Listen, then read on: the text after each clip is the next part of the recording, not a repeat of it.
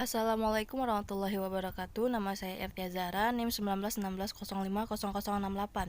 Pada video ini saya akan menjelaskan materi mengenai kegiatan usaha bank syariah.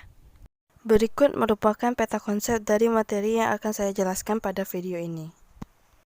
Selanjutnya kita masuk kepada materi penghimpunan dana atau funding yang terbagi dua, yaitu simpanan dan investasi. Simpanan menggunakan akad wadiah atau titipan. Aplikasi wadiah pada perbankan syariah terdapat dua, yaitu wadiah Yad Al-Amanah yang diaplikasikan dalam Safe Deposit Box atau SDB. Yang kedua, wadiah Yad Al-Domanah yang diaplikasikan dalam bentuk giro. Mekanismenya yaitu nasabah menitipkan dananya kepada bank syariah, kemudian bank menyalurkan dana dalam bentuk pembiayaan, lalu bank memberikan bonus kepada nasabah. Selanjutnya, investasi menggunakan akad mudharabah atau bagi hasil. Aplikasi mudharabah pada sisi funding diterapkan pada tabungan dan deposito. Mekanismenya yaitu nasabah bertindak sebagai pemilik dana dan bank syariah bertindak sebagai pengelola dana. Kemudian nasabah menyalurkan modal untuk suatu proyek atau usaha di mana banklah yang mengelolanya. Lalu nasabah dan bank bagi hasil dengan nisbah masing-masing sesuai kesepakatan. Selanjutnya kita masuk kepada materi penyaluran dana atau lending yang terbagi tiga, yaitu yang pertama jual beli, yang kedua bagi hasil, yang ketiga sewa menyewa. Pada jual beli terdapat tiga akad, yaitu yang pertama akad murabahah, yang kedua akad salam, yang ketiga akad istisna. Aplikasi murabahah pada lembaga keuangan syariah diterapkan pada pembiayaan murabahah. Mekanismenya yaitu nasabah mengajukan permohonan ke bank, kemudian antara nasabah dengan bank melakukan negosiasi. Setelah terjadi kesepakatan antara nasabah dengan bank melakukan akad jual beli. Kemudian bank membeli barang kepada supplier, supplier mengirim barang kepada nasabahnya. Nasabah melakukan pembayaran sesuai dengan harga yang sudah disepakati. Aplikasi salam pada perbankan syariah yaitu diaplikasikan pada salam paralel untuk pembiayaan pertanian. Mekanismenya yaitu antara nasabah dan bank melakukan akad salam. Dalam hal ini, bank seakan bertindak sebagai pemesan barang dan menyerahkan uang kepada nasabah untuk pembelian barang pesanan. Kemudian bank melakukan jual beli dengan pembeli kedua. Nasabah mengirim barang ke pembeli kedua yang telah disepakati bank.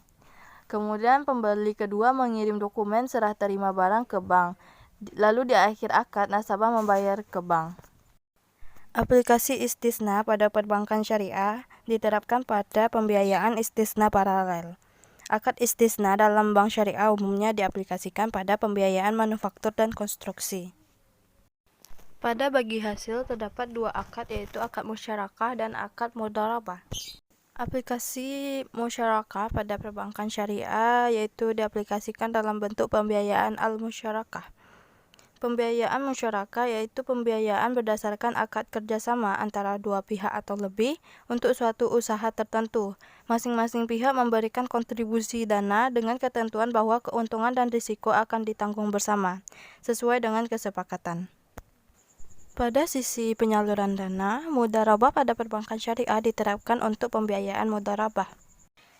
Pada sewa menyewa terdapat dua akad, yaitu yang pertama akad ijarah, yang kedua ijarah muntahiyah bitamlik atau IMBT. Akad ijarah diterapkan pada pembiayaan ijarah berdasarkan Fatwa DSN nomor 9/DSN MUI /4/2000. Pada umumnya, bank syariah lebih banyak menggunakan IMBT atau ijarah muntahiyah bitamlik, di mana operasional IMBT secara khusus didasarkan pada Fatwa DSN nomor 27/DSN MUI /3/2002. Selanjutnya kita masuk kepada materi jasa yang terbagi 5, yaitu yang pertama wakalah, yang kedua kafalah, yang ketiga syarf, yang keempat ran, yang kelima hiwalah. Yang pertama wakalah. Wakalah merupakan perjanjian antara seseorang atau pemberi kuasa dengan orang lain atau orang yang menerima kuasa untuk melaksanakan tugas tertentu atas nama pemberi kuasa. Yang kedua kafalah. Kafalah merupakan akad antara dua pihak di mana pihak pertama menanggung tanggung jawab pihak kedua, baik itu melunasi utang, mendatangkan harta, atau menghadirkan orang. Yang ketiga syarf, yaitu jual beli mata uang dengan mata uang lainnya yang sama dan sebanding antara kualitas dan kuantitasnya secara tunai.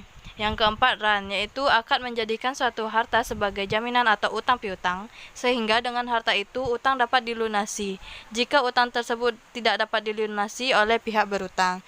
Yang kelima, hiwala, yaitu memindahkan tanggung jawab utang orang yang berutang dan berpiutang menjadi tanggung jawab orang yang berutang, sehingga orang yang berutang pertama bebas dari utangnya. Baiklah, sekian penjelasan materi dari saya. Terima kasih. Assalamualaikum warahmatullahi wabarakatuh.